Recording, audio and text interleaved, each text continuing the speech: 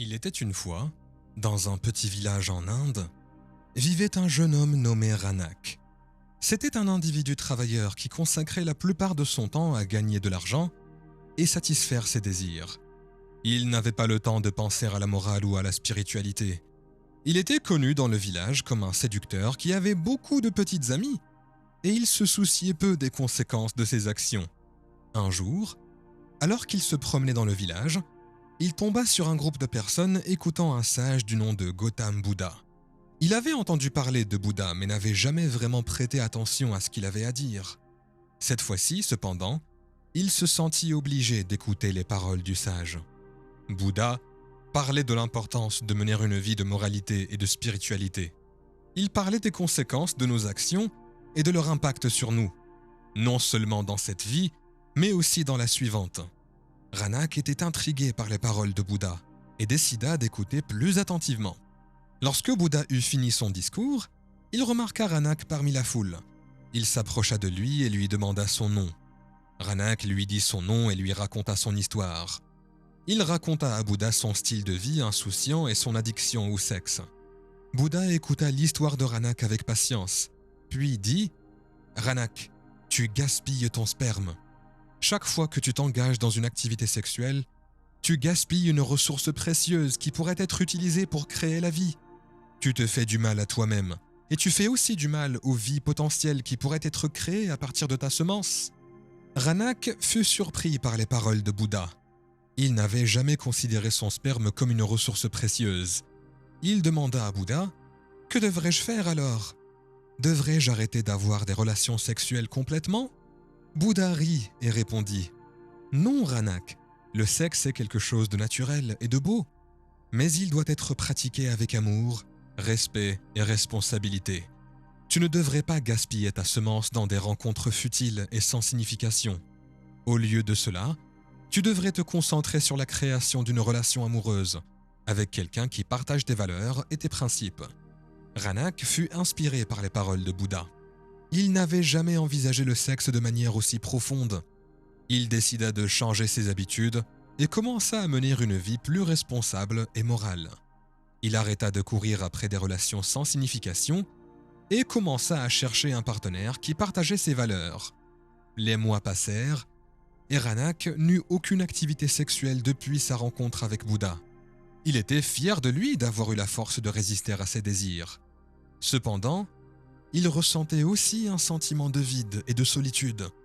Il n'avait pas réussi à trouver un partenaire qui partageait ses valeurs, et il commença à douter s'il trouverait jamais le véritable amour. Un jour, alors qu'il se promenait dans le village, il rencontra une femme qui peinait à porter une lourde charge. Ranak se précipita à son aide et l'aida à porter la charge. En marchant ensemble, ils commencèrent à discuter et à se connaître. Ranak fut agréablement surpris de découvrir que la femme partageait ses valeurs et ses principes. Ils ressentirent tous les deux une connexion et décidèrent de commencer une relation. Au fur et à mesure que leur relation progressait, Ranak réalisa la véritable valeur du sexe. Il avait toujours considéré cela comme un acte physique, mais maintenant, il le voyait comme un moyen d'exprimer l'amour et de créer la vie. Il était reconnaissant des conseils bouddhistes qu'il avait menés à ce stade de sa vie. Des années passèrent, et Ranak et sa partenaire eurent un magnifique fils. Ils l'élevèrent avec amour, respect et responsabilité, en lui inculquant les mêmes valeurs et principes que Ranak avait appris de Bouddha. Ranak se sentait reconnaissant pour sa vie et savait qu'il avait fait le bon choix en écoutant les conseils de Bouddha. Ranak continua d'écouter les enseignements de Bouddha et assistait régulièrement à ses conférences. Il apprit les 4 nobles vérités et le noble sentier octuple, et il essaya d'appliquer ces principes à sa vie quotidienne. Il réalisa que mener une vie de moralité et de spiritualité n'était pas une tâche facile, mais que c'était la seule façon de trouver le véritable bonheur et la paix intérieure. En vieillissant, Ranak devint un membre respecté de la communauté. Les gens le regardaient avec admiration pour sa sagesse et ses conseils. Il devint un mentor pour les jeunes hommes qui luttaient avec les mêmes problèmes qu'il avait rencontrés dans sa jeunesse. Il partageait les enseignements bouddhistes avec eux, espérant les inspirer à mener une vie plus responsable et morale. Un jour, alors qu'il était assis en méditation, il eut une vision de Bouddha. Bouddha lui apparut et dit « Ranak, tu as bien fait. Tu as mené une vie de moralité et de spiritualité, et tu as inspiré les autres à faire de même. Mais ton voyage n'est pas encore terminé. Il y a encore plus à apprendre, plus à expérimenter et plus à donner. » Ranak fut rempli de joie et de gratitude. Il savait que les enseignements bouddhistes continueraient à le guider tout au long de sa vie, et il continuerait à les partager avec les autres. Des années passèrent, et Ranak vieillit. Il savait que son temps sur Terre touchait à sa fin, mais il n'avait pas peur. Il avait vécu une vie épanouissante, et il savait qu'il avait eu un impact positif sur le monde. Il avait une famille aimante, des amis fidèles, et une communauté qui le respectait et l'admirait. Sur son lit de mort, il appela sa famille et ses amis à ses côtés. Il leur raconta son parcours et comment les enseignements bouddhistes avaient transformé sa vie. Il leur demanda de perpétuer son héritage en menant une vie de moralité et de spiritualité et en partageant les enseignements bouddhistes avec les autres. Alors qu'il rendait son dernier souffle, il ressentit un sentiment de paix et de contentement. Il savait que son voyage était terminé et qu'il avait accompli sa mission dans la vie. Il laissait derrière lui un héritage de sagesse, d'amour et de compassion, et son esprit continuerait d'inspirer les autres pendant des générations. En conclusion, l'histoire de Ranak nous enseigne l'importance de mener une vie de moralité et de spiritualité. Elle nous montre que nos actions ont des conséquences et que nous devons en assumer la responsabilité. Elle nous enseigne également que le véritable bonheur et la paix intérieure ne peuvent être trouvés qu'en suivant un chemin de sagesse et de compassion. Les conseils de Bouddha à Ranak, concernant le fait de ne pas gaspiller son sperme, ne portaient pas seulement sur la morale sexuelle, mais aussi sur l'importance de valoriser et de respecter les ressources précieuses qui nous ont été données dans la vie. Nous ne devrions pas gaspiller notre temps, notre énergie ou nos talents dans des poursuites futiles et sans signification. Mais nous devrions nous concentrer sur la création d'une vie pleine de sens et de but. L'histoire de Ranak nous rappelle qu'il n'est jamais trop tard pour changer nos habitudes et mener une vie plus responsable et morale.